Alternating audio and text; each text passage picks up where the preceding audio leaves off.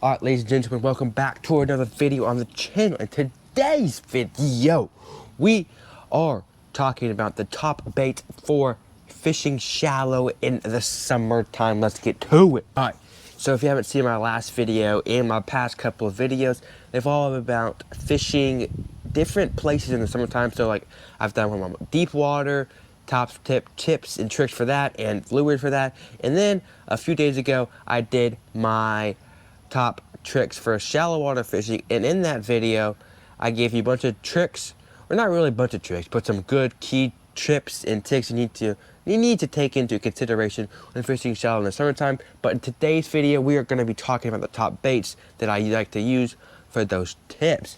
So let's get into it. Okay, let's make a scenario happen. Early morning, pretty much just like one lure, maybe two, just one, a grass, just one lure right here. And that is the old frog Rooney right here. This is called the Berkeley Swamp Lord. This is a little bit smaller of a frog than the Spro Bronzeye 65. Now I still like that Bronzeye 65 a little bit better if you're like fishing like mats. Like I'm talking like matted out hydrilla and stuff like that. But if you're like throwing to the bank where like has some matted out hydrilla, but like if you're solely fishing matted out hydrilla, I switch to that Bronzeye. But I throw this like if you have like grass probably underneath and or sticks or something not snaggy, or lily pads. It's really great around lily pads. It's also a little bit softer, so you're getting better hookups than a Bronzeye. But you can see this frog right here. It has been through the ringer and it has some paint scratched off of it. So yeah, I throw that as a 65-pound braid on a heavy rod, medium heavy rod. As long as you're fishing with a long enough rod, you sling this bad boy out, get you some big old bass to come up and eat this bad boy in the morning. Now I said I may have to, and I do, and that in the morning I also like to throw weightless lures. Now I don't throw the weightless stick bait in the morning. I throw the weightless fluke, but I don't have the weightless fluke right now because that's in the house, and I don't want to go get it. So pretty much the same thing, weightless stick bait, pretty much the same thing as a weightless fluke, but the fluke I'll fish it on the surface around grass and just work it real on the surface, so it's like darting, jumping out of the surface, and that's a great way to get some bass that are chasing bait shallow to commit in the morning. Alright, but now it's past morning time. Okay, it's probably about like 8 o'clock. Okay, at 8 o'clock still is early, but it's top water is pretty much done at 8 o'clock. All right, you're moving on, but you still want to cover some water. Get you a dang chatterbait right here. This is the Evoke Elite chatterbait right here in lead, because I'm not that rich to buy tungsten. Okay, who is? They work the same. I think tungsten's just for losers. Or lead is, I don't know. Lead's for the average person and tungsten's for Jacob Wheeler. I don't know, but these are really good chatterbaits, and if you can buy the jackhammer, I don't know. I think the jackhammer and the Evo Elite are like one of the best chatterbaits on the market. But this is called, I think, Bama Crawl. This color's pretty called. Pretty much any bluegill color would work, or black and blue depending on your water clarity. I don't throw a whole lot of shad colors until the fall. Then I'll start throwing shad colors up shallow, but in the summertime, late summer, I still throw bluegill colors because there's still a bunch of bluegill up shallow feeding on little plankton and stuff. And there may or may not still be some spawning out there, so the bass are still going to be eating some bluegill. So just throwing this little bad boy up there and getting some extra bites, just still covering water when it's still cool in the morning, can be really good. Throw this around grass flats, something light, nothing heavy. You know, you can throw a 3/8 ounce if you're on a pond or something, but half ounce is usually the way to go. You can throw it around boat docks too, just to cover some water. Number 2, okay? We're gonna kind of go from, all right, so now it's hot. Or actually, no. It's still morning time, but when I'm throwing that chatterbait, it's cloudy. It's a little bit windy, but it's still about 8 o'clock, but it's dead calm. I'm gonna throw the dang swim jig right here. It's a dirty Jigs, no jack swim jig in bluegill color. This boy is beat up because it has caught some bass, and I had to glue in the new reed guard because the other one fell out. But I like to throw this same places where I throw the chatterbait, except I'm gonna throw this when it's clear or calm are outside, that's when I'll throw this thing, because it doesn't give as much vibration and sound as much as the a chatter donkey does. So I throw this as kind of, you can throw as a 1-2 punch, you know. This you can throw in thicker water, this you can just cover water with. But most of the time, windy, I'm throwing this. Cloudy, I'm throwing this. Calm, I'm throwing this. No wind, I'm throwing this. And then that leads me to my next bait option. And that's pretty much just the weightless stick bait. We pretty much talked about this with the weightless fluke. But stick baits, I do not work fast. I let them get on the bottom. And then I'll raise them up. And then they'll kind of, depending on your stick bait, they'll kind of shimmy back down to the bottom. Pop them back up. Let them shimmy back down to the bottom. Flukes, they kind of glide down to the bottom and stuff like that. But stick baits, they kind of just shimmy. And then another way that you pick up some extra bites, all right? So now it's hot. It's 12 o'clock. It's 100 degrees outside. Get you a dang wacky worm right here. Pretty much the exact same thing as the weightless stick bait, but they're a little bit different presentation than the weightless stick bait. A little bit more action than the weightless stick bait, but not as weedless as the weightless stick bait. So there's a little shimmy shimmy, cast it around docks. You can skip a wacky worm miles under docks. I think a wacky worm is probably one of the, if not the easiest lures to skip at all. One, because you're using a spinning reel and you don't backlash, and two, it just skips like a dream. It's like, whoo, give me tingles thinking about it. Woo, man. But the wacky worm is a great bait to skip under docks and pick up bass that are under docks in the shade in the hot part of the summertime. Now, okay, so now it's probably around 12 o'clock. You want to skip boat docks, but you want to use a bait caster and you want to catch some bigger avid fish and just want to whack them around. A jig, son, a jig. But not just any jig right here. This is a 3/8 ounce dirty jigs pitching jig.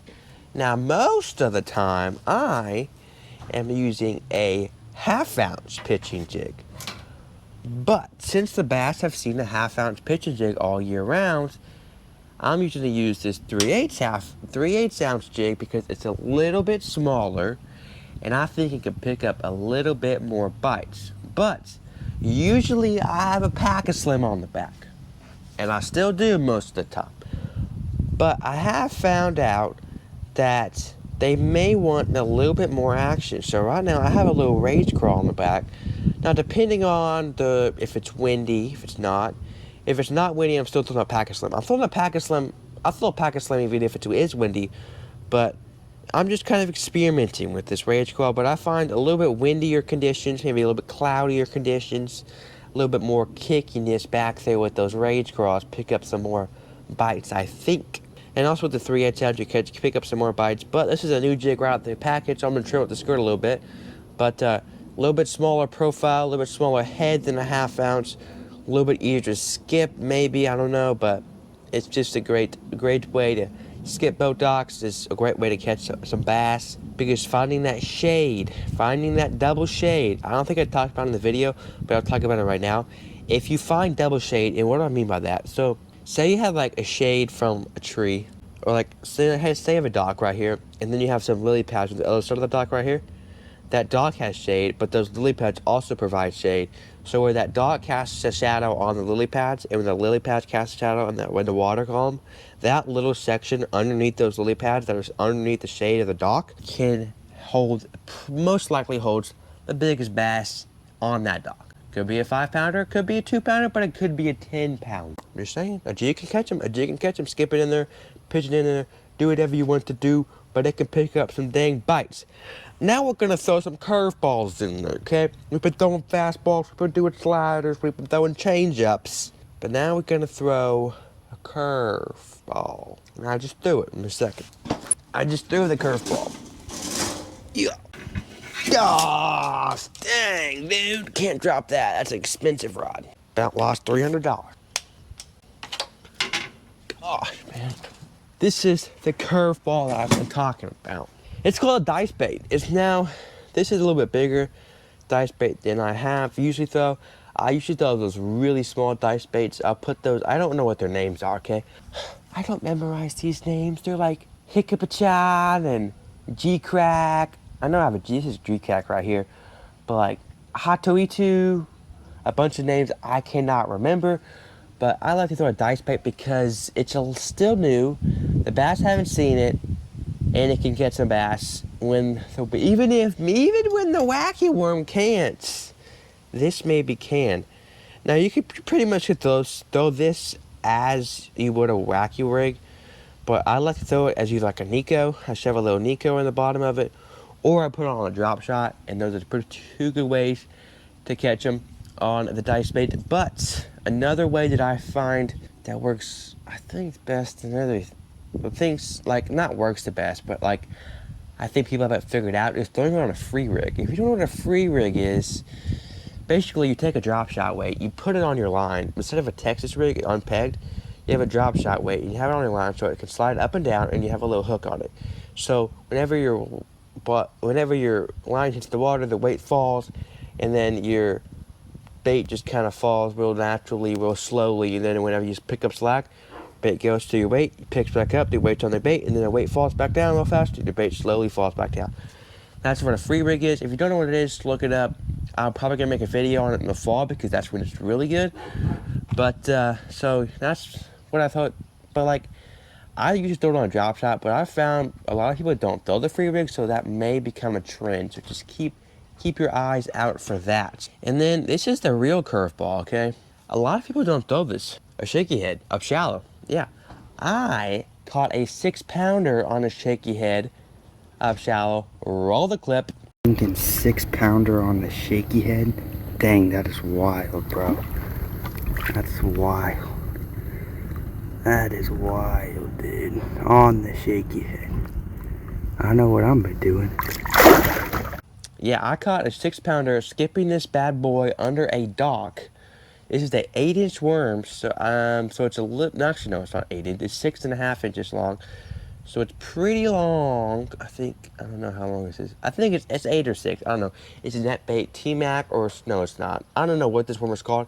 It's from Netbait, so it's amazing. Netbait makes amazing lures. 4th ounce, dirty jigs, shaky head, something like that, I don't know. I'm not the best with my tackle, but I know some dirty jigs because they make awesome stuff. But yeah, this surprisingly skips pretty well. I can pitch it in there. It's really thin, so I can throw it in there. It's like a bullet. I can hit it between. I can hit it between 2 different posts. I can just like go in there, go in there. I'm like a sniper with that thing in my hand.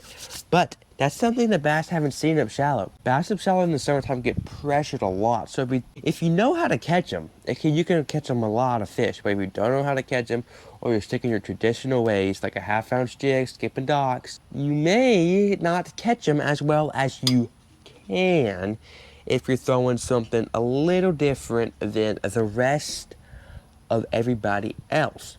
So, if y'all enjoyed this video, please leave a like.